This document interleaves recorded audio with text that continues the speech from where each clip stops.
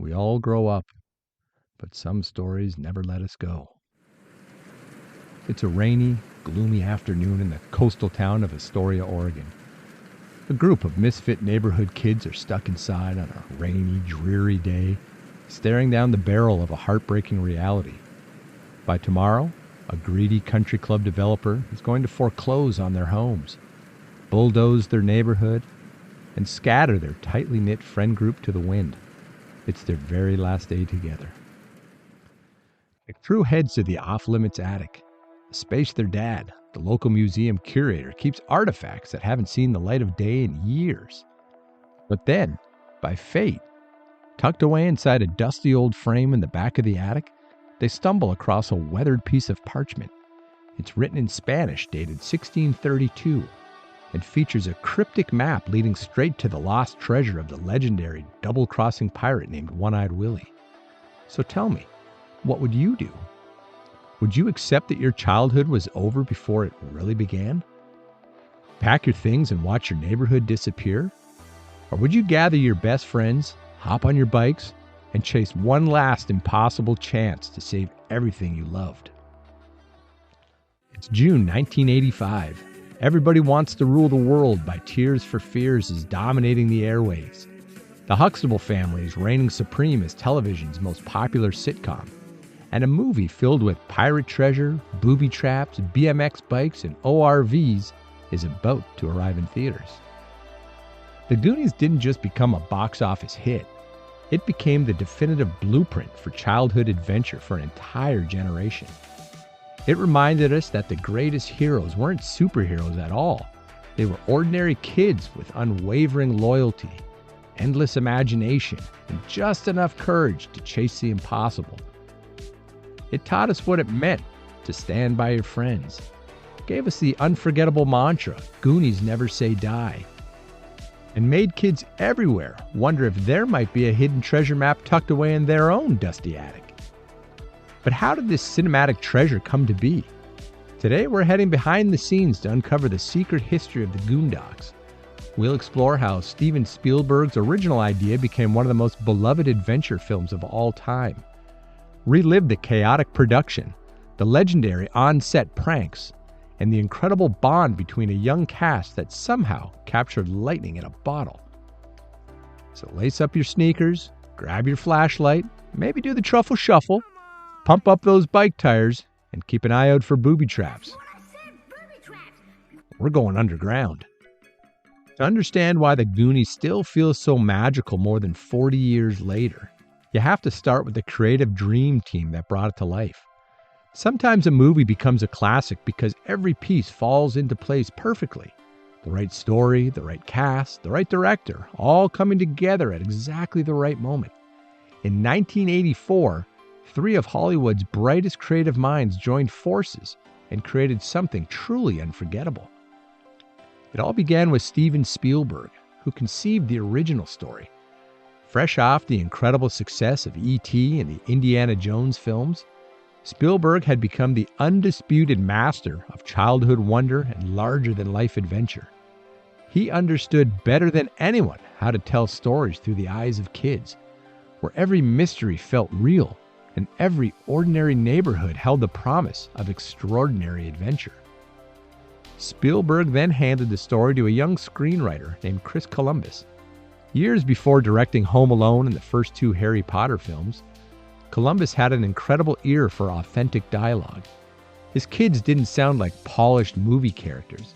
They talked over one another, interrupted each other mid-sentence, argued, joked, and blurted out whatever came into their heads.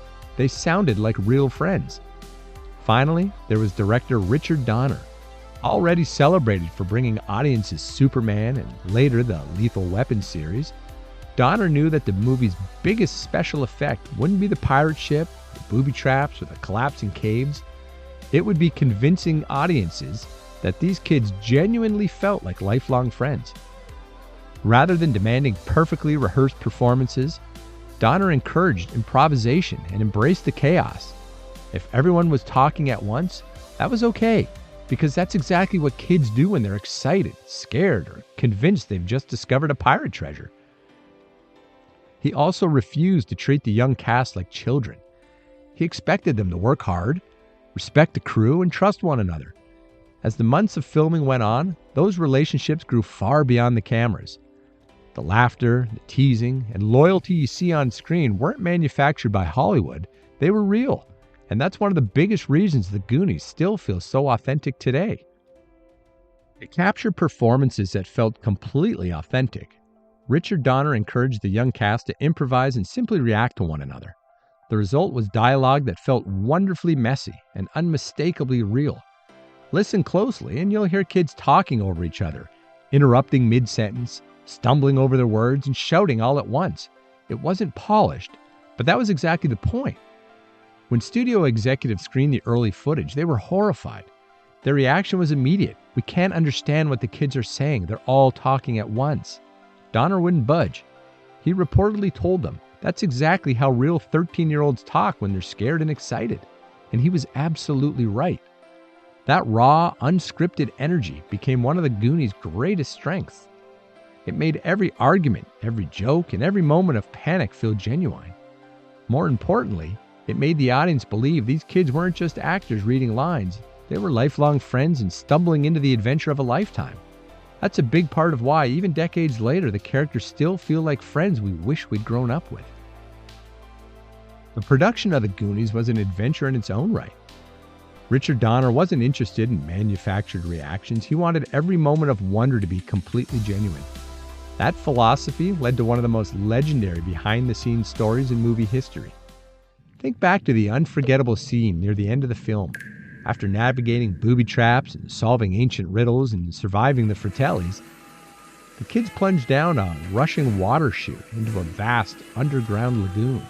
They look up, and there it is, One-Eyed Willy's magnificent pirate ship, hidden for centuries beneath the Oregon coast. What makes that scene so unforgettable is this: the amazement on their faces wasn't acting. For months, Donner went to extraordinary lengths to keep the pirate ship a secret. Giant curtains surrounded the soundstage, access was tightly restricted, and the young cast wasn't allowed anywhere near the set while it was being built. The full-size 105-foot pirate ship took nearly 5 months to construct, and Donner was determined that the kids would experience it exactly as their characters did, with absolutely no warning. When filming finally began, the cast was sent down the water slide. Cameras were rolling, and they splashed into the lagoon below. As they lifted their heads and caught their first glimpse of One-Eyed Willy's ship towering before them, their jaws dropped in genuine disbelief. Those wide-eyed, stunned expressions and speechless smiles you see on screen are completely real. You're watching 7 kids experience movie magic for the very first time. In fact, they were so overwhelmed by what they saw that a couple of them instinctively blurted out a few choice words that definitely weren't suitable for a PG movie. Donner laughed, reset the cameras, and had them do it all over again. Even on the second take, though, you can still see traces of that original sense of awe. One of the most authentic moments ever captured in an adventure film. But the pirate ship wasn't the only moment on set that left the cast in awe. One of the most unforgettable transformations in the Goonies was Sloth, the gentle giant played by former NFL player John Matuszak. Bringing Sloth to life was an exhausting process. Every single shooting day, Matuszak spent up to 5 hours in the makeup chair as artists meticulously applied layers of prosthetics and padding and appliances that completely reshaped his face and body. His iconic look included a highly complex prosthetic mask with one eye mechanically controlled by a remote device operated off-camera. Even something as simple as blinking required careful coordination between Matuszak's natural performance and the crew's timing, making each take a delicate balance between actor and technician. And yet, behind all that makeup, Matuszak delivered a performance filled with surprising warmth. The bond between Sloth and Chunk, played by Jeff Cohen, wasn't just acting. It felt real, because in many ways it was. Matuszak was deeply protective of Cohen on set, especially during physically demanding scenes like the water sequences. He'd often stay in the cold water far longer than necessary, making sure his young co-star was safe and comfortable before thinking of himself. That sense of care gave their relationship on screen its emotional weight. And not every memorable moment in the Goonies made it into the final cut. During production, an entire subplot involving a giant octopus was filmed, complete with a large, practical creature effect. But in the editing room, it was ultimately cut from the theatrical release. The pacing simply worked better without it. Still, the footage wasn't entirely forgotten. That's why near the end of the film, Data suddenly blurts out, "The octopus was really scary," a line that puzzled audiences for years. It wasn't until the deleted scene surfaced on home video that fans finally understood the reference, adding yet another quirky footnote to the film's already legendary behind-the-scenes history. And while The Goonies is remembered for its big set pieces and hidden details like that, what really defined the film wasn't just what happened in front of the camera, it was what was happening behind it. Because under all the makeup, the water tanks, the collapsing caves, and the pirate ships, something else was taking shape over 5 months of filming. A real friendship, a real sense of trust, and in many ways, a real group of kids who stopped feeling like cast members and started feeling like they were actually living this adventure together. By the time production wrapped up, that bond had become impossible to separate from the movie itself. Long days on set, freezing water chutes, endless resets, and the chaos of filming had turned the cast into something rare in Hollywood, a genuine little family. And like any family that spends too much time together under pressure, things eventually got a little mischievous. By the end of the shoot, director Richard Donner was completely exhausted from wrangling 7 energetic teenagers all day, every day. He loved them, but he was ready for some peace and quiet. On the very final day of filming, the kids collectively gave Donner the cold shoulder. They wouldn't look him in the eye, they gave him short answers, and they basically acted like they couldn't care less that the movie was over. Donner was genuinely heartbroken. He thought, wow, after all these months, these kids don't even care about me? He packed up his things, flew home to his beach house in Hawaii, walked through his front door ready to finally relax, and stepped right into a giant surprise party. Spielberg had secretly flown the entire cast out to Hawaii ahead of Donner's flight just to surprise him. When Donner walked in, the kids ran up, tackled him into the pool, and shouted, "Goonies never say die." The long days, endless rehearsals, and constant laughter created something rare in Hollywood. The cast became lifelong friends. Decades later, many of them still reunite for anniversaries, conventions, charity events, and interviews. When they talk about the Goonies, they don't sound like former co-stars. They sound like old friends remembering one unforgettable summer.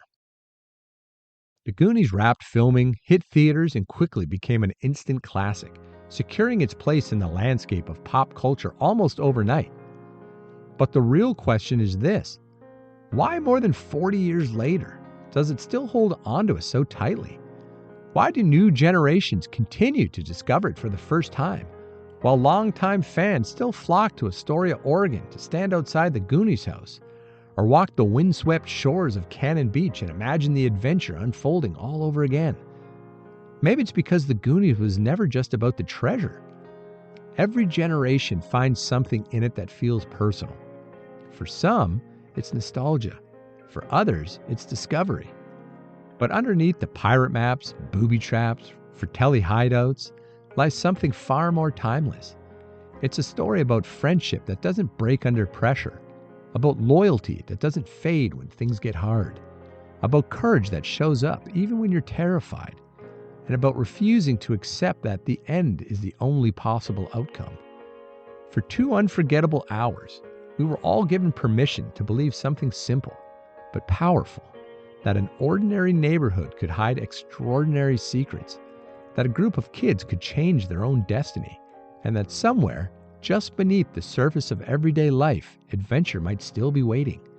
And maybe that's the real magic of the Goonies, not the treasure, the traps, but the feeling it leaves with you long after the credits roll, that somewhere out there, just beyond the edge of your own map, there's still something worth chasing.